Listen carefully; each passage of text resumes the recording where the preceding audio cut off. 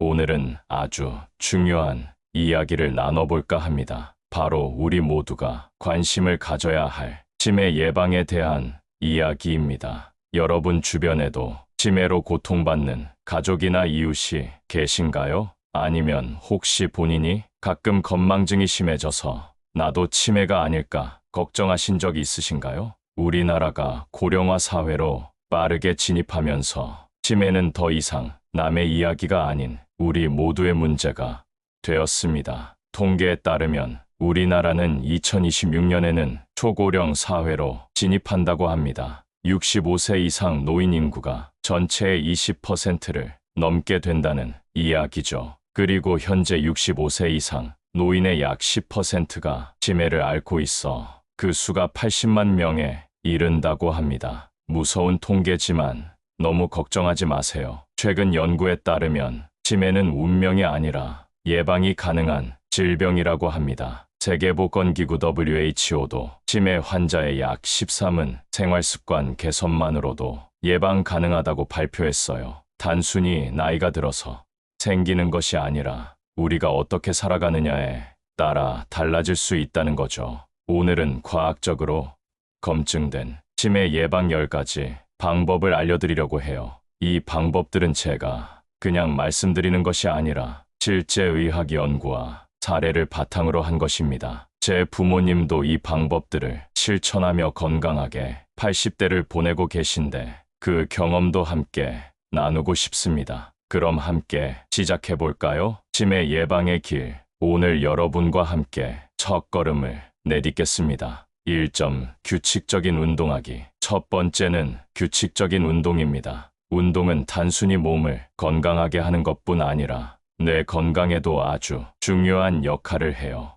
움직이는 몸에는 치매가 찾아오지 않는다라는 말이 있을 정도로 운동은 중요합니다. 특히 유산소 운동은 뇌로 가는 혈류를 증가시켜 뇌 세포에 영양과 산소를 공급합니다. 이는 뇌의 해마 부분, 즉 기억을 담당하는 부위의 부피를 유지하는 데 도움이 됩니다. 해마는 나이가 들면서 자연스럽게 위축되는데 운동은 이런 위축을 늦출 수 있어요. 미국 알츠하이머 협회의 연구에 따르면 일주일에 150분 이상의 중간 강도 운동이 치매 위험을 최대 50%까지 줄일 수 있다고 해요. 이는 하루에 약 2030분 정도만 투자하면 되는 시간이죠. 또한 일리노이 대학의 연구진은 운동이 뇌에서 새로운 신경 연결을 촉진하는 BDNF라는 단백질 생성을 증가시킨다고 발표했습니다. 제 어머니의 경우 75세부터 매일 아침 30분씩 걷기를 시작하셨는데 처음에는 무릎이 아프다며 힘들어 하셨지만 3개월 정도 지나자 오히려 무릎 통증이 줄고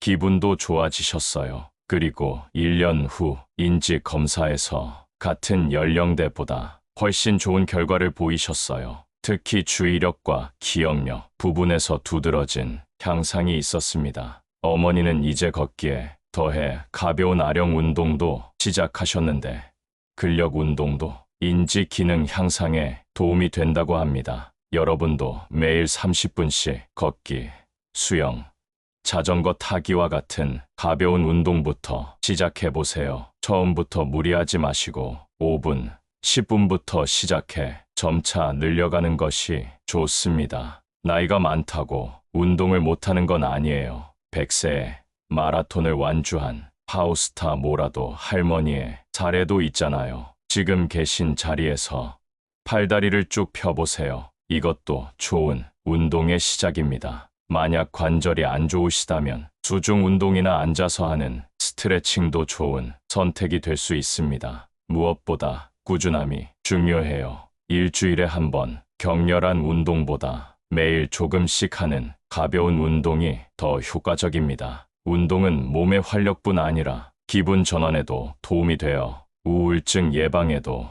효과적이랍니다. 2점. 건강한 식습관 유지하기. 두 번째는 건강한 식습관을 유지하는 것입니다. 우리가 먹는 음식은 뇌 건강에 직접적인 영향을 미칩니다. 음식이 곧 약이다라는 말이 있죠. 뇌는 우리 몸 무게의 2%에 불과하지만 전체 에너지의 약 20%를 소비하는 활동적인 기관입니다. 그만큼 좋은 영양소가 필요하다는 뜻이죠. 지중해식 식단이나 MIND 식단은 치매 예방에 효과적인 것으로 알려져 있어요. MIND는 Mediterranean DASH Intervention for Neurodegenerative Delay의 약자로 신경퇴행을 지연시키는 식단이라는 뜻입니다. 이 식단은 생선, 견과류, 올리브, 오일, 다양한 채소와 과일을 풍부하게 섭취하는 식단입니다. 특히 오메가3 지방산이 풍부한 생선과 항산화 물질이 풍부한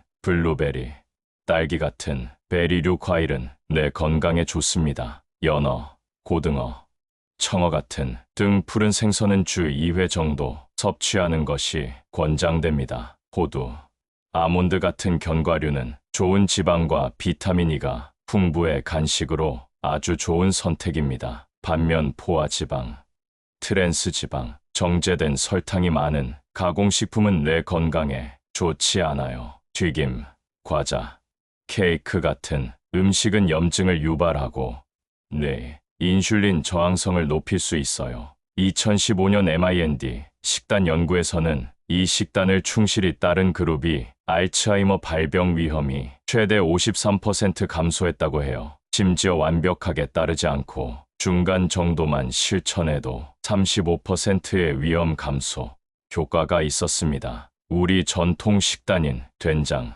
청국장, 김치도 발효식품으로 장내 미생물, 환경을 개선해 내 건강에 도움이 된다는 연구 결과도 있습니다. 최근에는 장내축이라 하여 장 건강과 내 건강이 밀접하게 연결되어 있다는 연구 결과가 많이 나오고 있어요. 서울대학교 연구진도 김치의 유산균이 인지 기능 개선에 도움이 된다는 결과를 발표한 바 있습니다. 제 경우에는 아침에 과일과 견과류, 점심에는 현미밥과 다양한 채소 반찬, 저녁에는 생선과 채소를 중심으로 먹고 있어요. 완전히 식단을 바꾸기 어렵다면 하나씩 좋은 식품을 추가해 보세요. 식탁에 채소 반찬을 하나만 더 추가해도 큰 변화가 시작됩니다. 매 끼니마다 채소를 반 접시, 과일을 한 조각, 물을 8잔 마시는 간단한 규칙부터 시작해보는 건 어떨까요? 식이 변화는 단번에 이루어지지 않아요.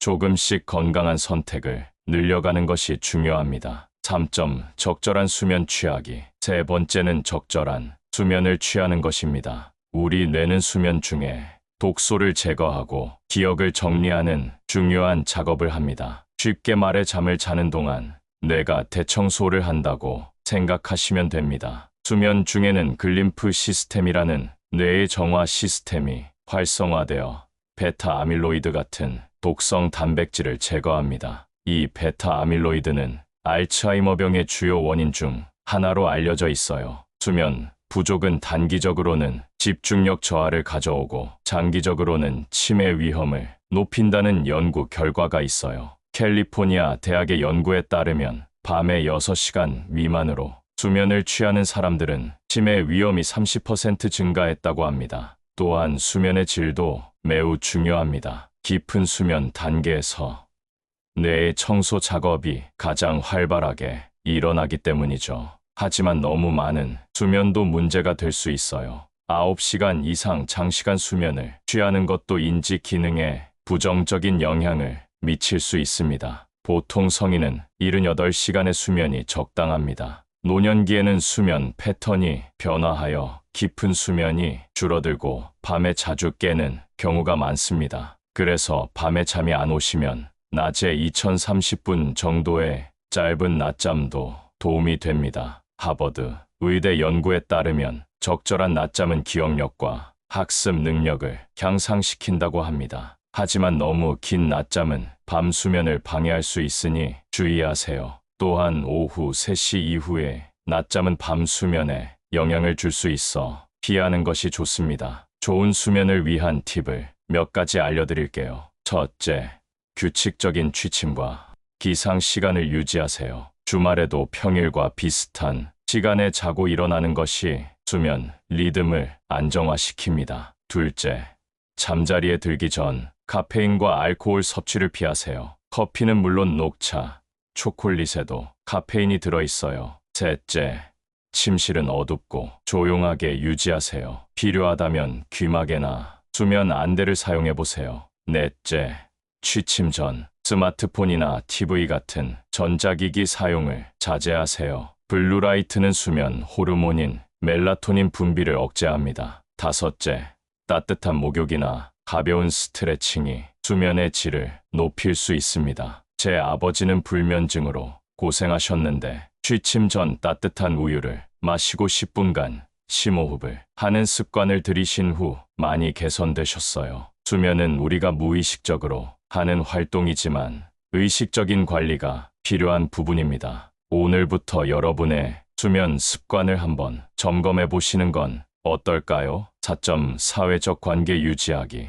네 번째는 사회적 관계를 활발히 유지하는 것입니다. 인간은 사회적 동물이고 우리의 뇌도 다른 사람들과의 교류를 통해 활성화됩니다. 외로움은 하루에 담배 15개비를 피우는 것과 같은 건강 위험이 있다는 연구 결과도 있을 정도로 사회적 고립은 건강에 나쁜 영향을 미칩니다. 친구들과 대화하고 가족과 시간을 보내고 지역 사회 활동에 참여하는 것은 뇌에 새로운 자극을 제공합니다. 다른 사람들과 소통하면 언어 능력, 주의력, 기억력 등 다양한 인지 기능이 활성화됩니다. 또한 사회적 관계는 스트레스 호르몬 수치를 낮추고 행복 호르몬인 옥시토신과 세로토닌 분비를 촉진합니다. 하버드 대학의 연구에 따르면 풍부한 사회적 네트워크를 가진 노인들은 그렇지 않은 노인들보다 인지 기능 저하가 50% 더 느리게 진행된다고 합니다. 또한 영국의 한 연구에서는 사회적으로 고립된 노인들이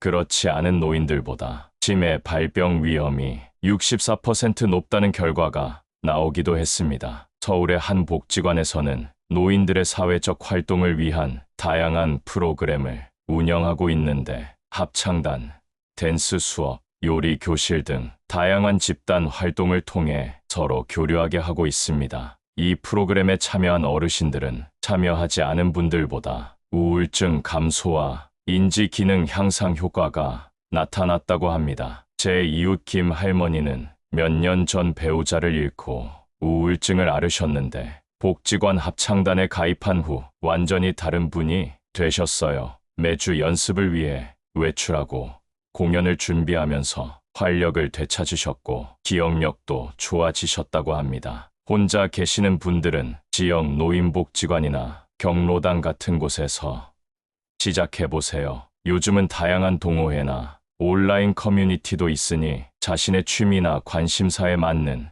모임을 찾아보는 것도 좋습니다. 봉사활동도 아주 좋은 방법이에요. 누군가를 돕는 행위는 자존감도 높이고 사회적 연결감도 느끼게 해줍니다. 동네 도서관, 복지관, 유치원 등에서 책 읽어주기, 급식 도우미 등 다양한 봉사 기회가 있습니다. 요즘은 스마트폰으로 화상통화도 가능하니 멀리 있는 가족, 친구들과도 꾸준히 연락하는 것을 추천드립니다. 일주일에 한 번 정도 자녀나 손주들과 영상통화를 하는 것만으로도 큰 도움이 됩니다. 사회적 관계는 양뿐만 아니라 질도 중요합니다. 깊은 대화를 나누고 감정을 공유하고 서로 지지하는 관계 하나가 피상적인 관계 여럿보다 더 가치 있습니다. 오늘 저녁 오랫동안 연락하지 않은 친구나 가족에게 전화 한 통 어떨까요? 작은 시작이 큰 변화를 만듭니다. 의 사회적 활동을 위한 다양한 프로그램을